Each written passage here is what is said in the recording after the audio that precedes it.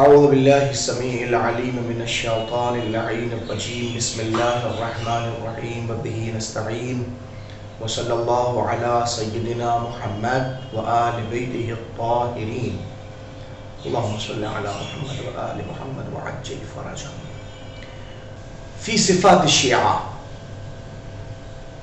یہ حدیث شیعوں کے صفات سے متعلق ہے۔ راوی کہتا قال احدہم، مجھ سے کسی ایک نے کہا۔ جب بھی راوی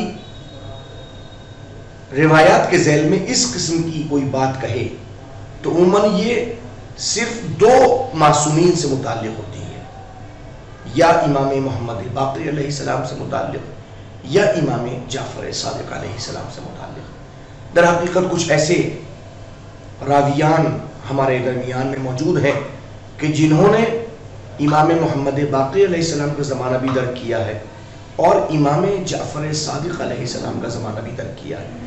اب ان کو یہ تو کنفرم ہے، یہ معلوم ہے کہ ہم سے کسی ایک امام نے یہ ارشاد فرمایا، لیکن وہ یہ بھول رہے ہیں کہ کس امام نے فرمایا، لہذا انہوں نے اس منزل کے اوپر کہا قال احدہم، کسی ایک نے کہا، یا امام محمد باقر نے کہا یا امام جعفر صادق علیہ السلام نے کہا۔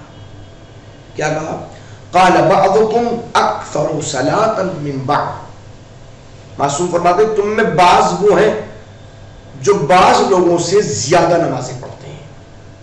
توجہ فرمائیے گا، وبعضکم اکثر حجا من بعض، بعض تم میں وہ ہیں جو بعض سے زیادہ حج کرتے ہیں، یعنی کچھ لوگوں نے حج زیادہ کیے ہوئے ہیں۔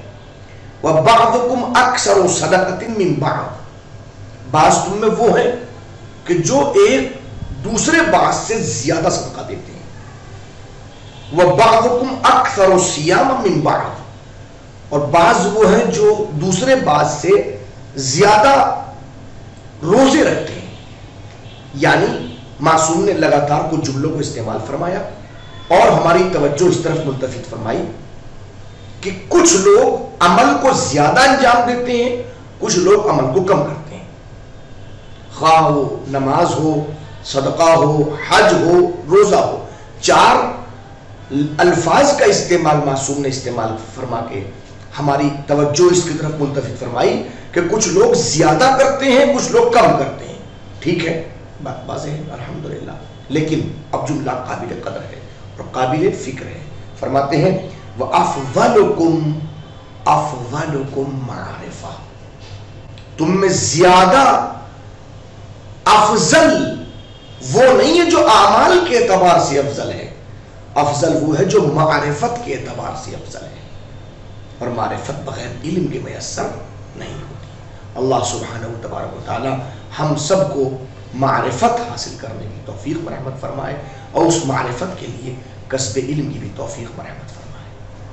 ہمارا عقیدہ اللہ کی صفات سے متعلق کیا ہے، اس سے متعلق ہماری گفتگو چل رہی ہے۔ نعتقد فی صفات الثبوتیہ، صفات ثبوتیہ سے متعلق ایک بات کی گزر چکی ہے۔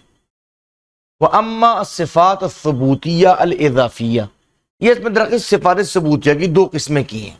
اوپر جو دیکھیے سب سے پہلے جو جملہ استعمال کیا ہے انہوں نے، وہ کیا ہے نعتقد ان صفاتہ تعالی الثبوتیہ، ثبوتیہ سے متعلق بات ہو گیا۔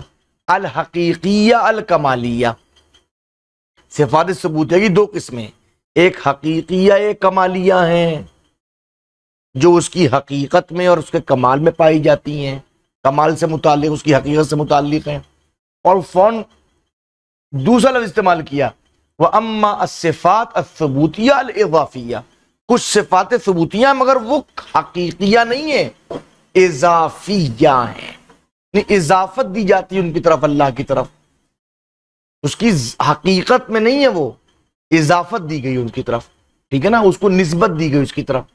کل خالقیہ، جیسے اللہ کا خالق ہونا، والرازقیہ، اللہ کا رازق ہونا، والتقدم، اللہ کا پہلے ہونا، والعلیہ، اللہ کا اس کائنات کی علت ہونا، علیت، فَهِيَ تُرْجِعُ فِي حَقِيقَتِهَا إِلَى صِفَةٍ وَاحِدَةٍ حقیقیہ.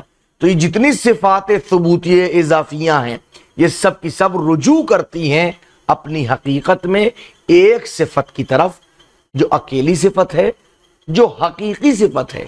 وہ کون سی؟ وَهِيَ الْقَيُّومِيَّہ، وہ اللہ کا قیوم ہونا ہے. قیوم کس کے لیے؟ قائم کرنے والا، قوام عطا کرنے والا. کس کے لیے؟ لِمَخْلُوقَاتِهِ، اس کی مخلوق کے لیے. کیونکہ اس کے مخلوق کے لیے جو قیوم ہے وہ اللہ سبحانہ و تبارک و تعالی ہے، اور اس کی صفت کا لازمہ ہے کہ وہ خالق ہو، رازق ہو، وغیرہ وغیرہ. اللہ عالم ہے بے نفس ہی، اس کا وجود جو علم ہے وہی اللہ، جو اللہ ہے وہی علم. یہ اس کی حقیقت کا کمال ہے کہ اللہ کے اندر ہی صفت ہے. لیکن رازق، وہ رازق ہے، تو جب تک کوئی کھانے والا نہیں ہوگا تو رازق کون بنے گا؟ کوئی. وہ خالق ہے، اگر مخلوق نہیں ہوگی تو وہ خالق کیسے ہوگا؟ وہ مسجود ہے، میں سجدہ ہی نہیں کروں گا تو مسجود کیسے؟ میں استغفر اللہ، میں نہیں، کوئی آل محمد علیہ السلام. یعنی کہ اضافت چاہتے ہیں، جب تک کوئی دوسرا نہ ہو اس وقت تک اس صفت کا اظہار نہیں ہو سکتا. وہ معبود ہے، یقین وہ معبود ہے، لیکن جب تک کوئی اس کی عبادت نہیں کرے گا وہ معبود کیسے ہوگا؟ ضرورت ہے کہ ایک عابد ہو جو اس کو معبود بنائے، ایک ساجد ہو جو اس کو مسجود بنائے، ایک مخلوق ہو جو اس کو خالق بنائے، ایک مرزوق ہو جو اس کو رازق بنائے.